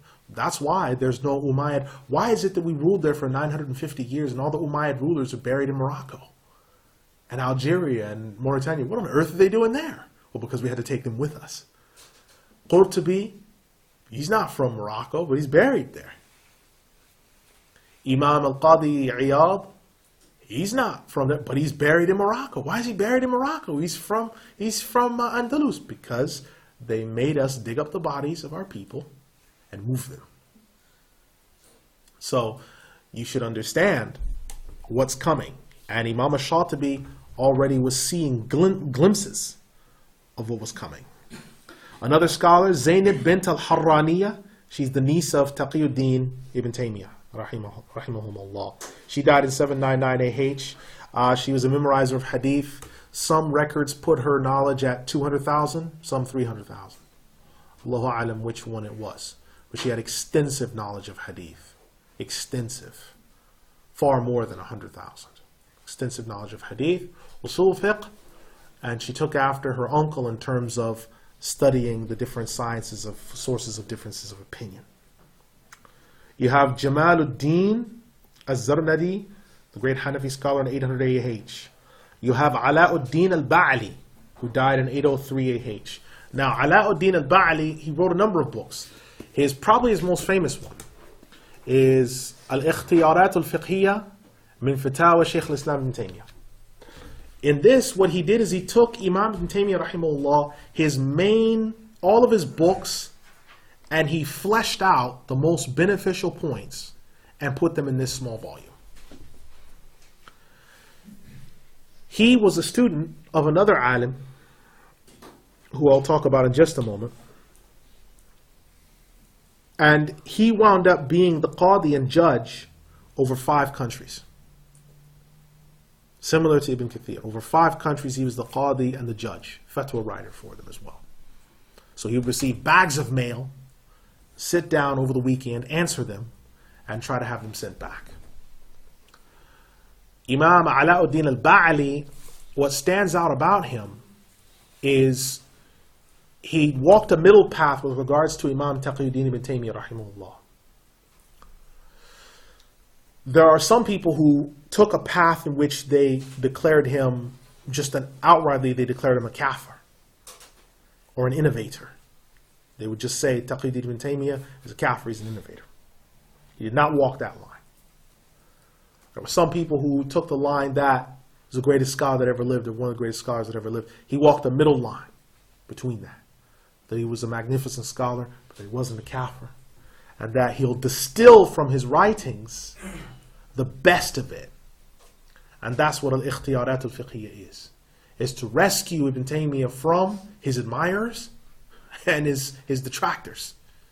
And to put him in his proper historical context as a faqih, as a mujtahid murajjih, and to present him as how he is. And you can see sometimes some of the fiqhi things that Imam Ibn Taymiyyah will mention. And Imam al-Ba'ali will come right behind him and say, now you must remember, this is a minority situation that he has mentioned, and it's a rare issue. So rare that he is the only one that's ever stated it. So he'll make statements like that, but in a respectful tone. In a very, very respectful tone. So, in tackling the issue of 3 talaq said in one sitting, Imam al-Ba'ali was very careful, because wrong or not, is still an alim, still a mujtahid. So you have to be careful how you address and how you treat a mujtahid, because this is a person in the hadith in the Sahih of Muslim who the Prophet ﷺ says, when he's right he gets 1 reward, he gets 2 rewards, and when he's wrong he gets 1. This is these type of people. So you have to be careful about what you say about them. So Imam al-Ba'ali, remarkable scholar, he dealt with that topic very well. Now his teacher is Imam Abdul Rahman Jamaluddin ibn Rajab al-Hanbali rahimahullah. Imam Rajab al-Hanbali, I think there's probably 2 of his books translated into English. One of them that has to do with the heirs or the inheritors of the prophets, that's in English. The translation is decent. The Jami' al-Ulum wal-Hikam is almost neutered, because his discussion on the narrators of the hadith has been deleted. And his commentary hasn't fully been left in place. So you're only getting sort of the juice, but not all the meat from the soup. Ibn Rajab, he is number 3 voice in the school of Imam Ahmed rahimahullah, after Imams Muwafiquddin and after Imam Majduddin ibn Taymiyyah. He is on record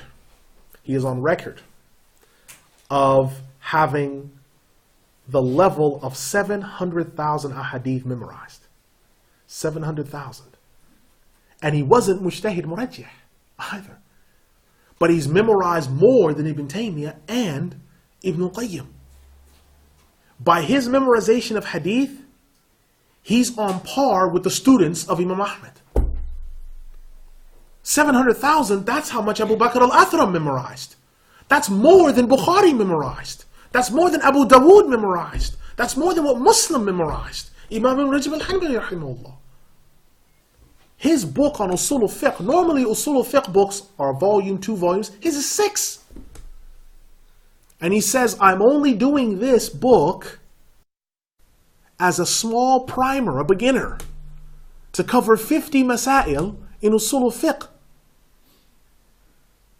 50 masail over 5 volumes. That's not a primer. That's, subhanAllah, that's a last will and testament. That's a massive book. But he left that behind. He did a commentary on the Sahih of Imam Muslim. He did a commentary on the Sahih of Imam al-Bukhari.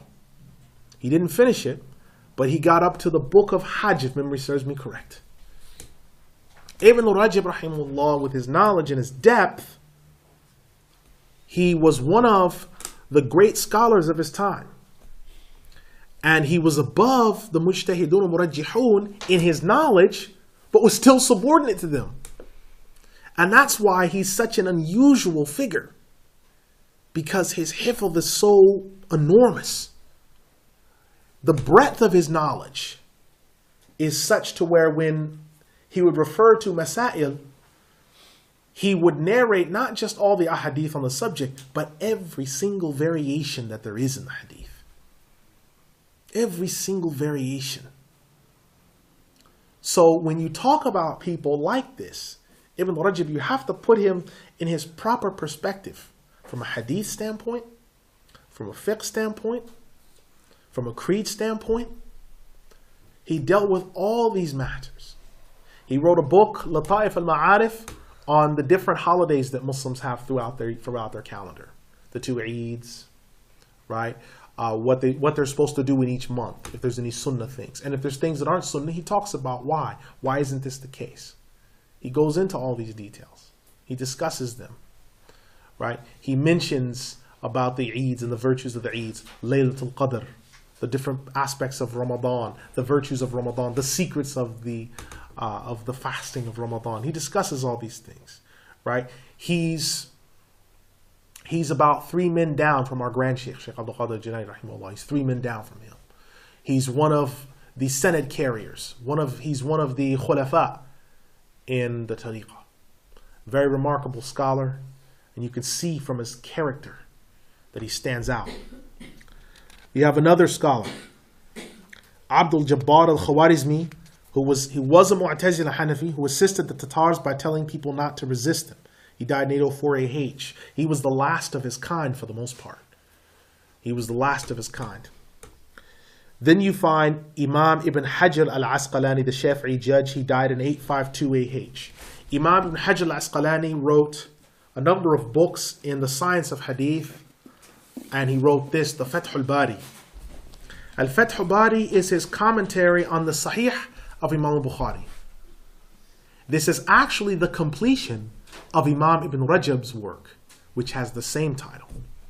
Imam Ibn Hajar rahimahullah showers a lot of respect on Imam Ibn Rajab in the opening pages of this Fath al-Bari, and finishes off, he starts the same way, but he finishes off what Imam Ibn Rajab couldn't finish because he died.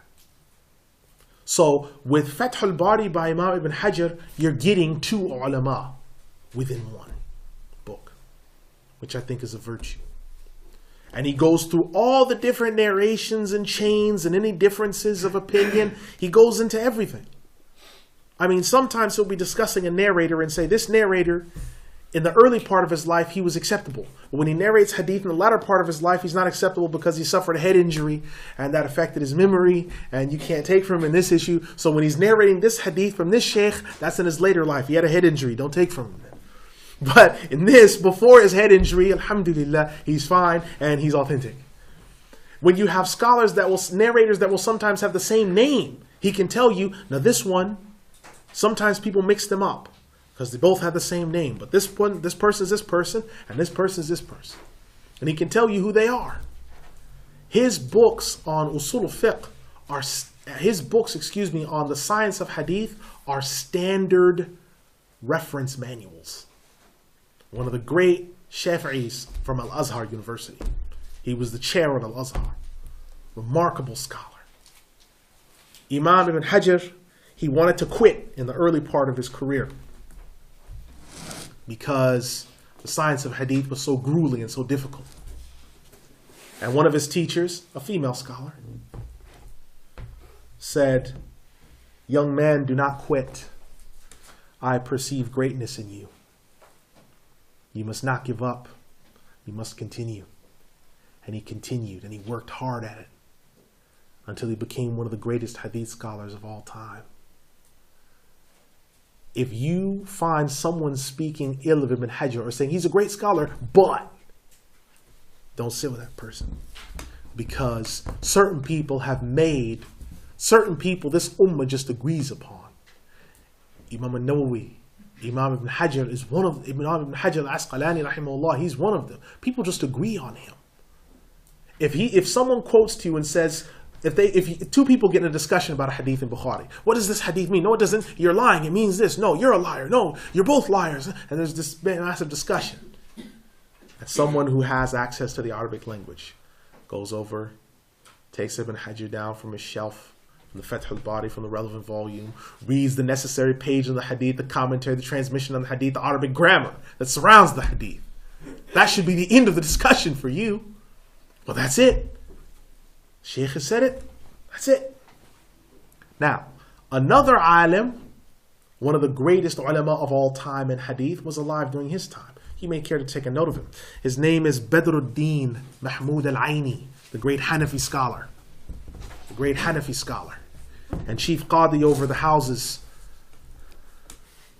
for Hanafis in Egypt. If he is not the greatest Hanafi scholar that ever lived from Egypt, he is one of the greatest. Imam Badruddin Mahmud al-Aini.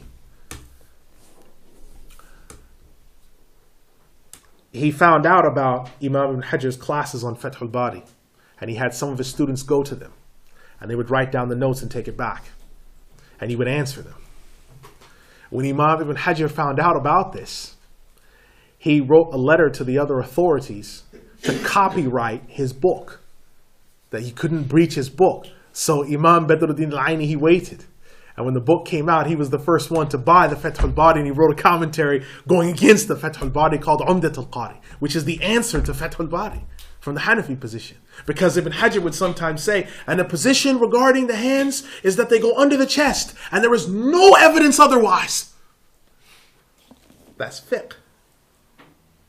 Imam Badruddin al-Aini rahimahullah would come and say, now some have said, and they have used great hastiness in their speech, that there's no proof of placing the hands anywhere other than below the chest.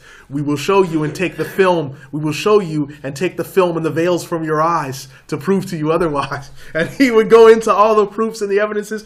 And it's a wonderful, it shows you how you can have a friendly rivalry between yourselves. Because the Shafi'is and the Hanafis have always been very competitive with each other, because of issues of usul al-fiqh and things. They've always been very competitive. So that book is one of the ones where you can get a greater understanding of the Fath al-Bari, Umdat al-Qari. You get a greater understanding of Fath al-Bari and the fiqh issues that are difference of opinion. You can compare those and get a greater understanding. And then finally we have Imam Jalaluddin al-Suyuti, rahimahullah, the great Shafi'i judge. Imam Ibn Hajar al-Asqalani, rahimahullah, dies in 852 AH. Imam Jalaluddin al-Suyuti, originally coming from Asyut in South Egypt. He dies in 864 AH. One of his books, Al-Hawi lil-Fatawa. Imam Jalaluddin al-Suyuti wrote 625 books in every single science of the Sharia. I'll say that again. He wrote 625 books in every single science of the Sharia. He said one day, because he was glorifying Allah subhanahu wa ta'ala, and he said to some of the other ulama, because he said, I don't say I'm the most knowledgeable of all time, but I say that I am the most knowledgeable in my time, with the exception of Al-Khidr. If you should gather all the ulama in front of me, if I was to blow on them with my breath, I would blow them down. That's how confident he was about his knowledge and his ilm. If you brought them all in front of me and I just blew on them, they would just fall over. That's how much ilm Allah subhanahu wa ta'ala has given me. Now this alim, he is really, in a sense, the first one who popularized the position in a really strong way. The position had been stated before by some Ash'aris, but he was the first one to really give it mobility, particularly in Egypt, where he was at, where he lived. He gave the position mobility among Ash'aris that the Prophet ﷺ's grandfather, his uncle Abu Talib, and his parents all died Muslims. Because that was not the prior Ash'ari position. The prior position was the opposite of that. And I won't quote it again other than to say that it was the opposite of what most people in this room think. Now, he did that. It popularized among the Ash'aris. How? Because he took a lot of the proofs that the Maturidis, the latter-day Maturidis, used, and he incorporated it into his books, particularly Al-Hawil al-Fatawa. And he bolstered the proofs and discussed it from a hadith standpoint, because he was a wonderful hadith scholar. And he championed this position.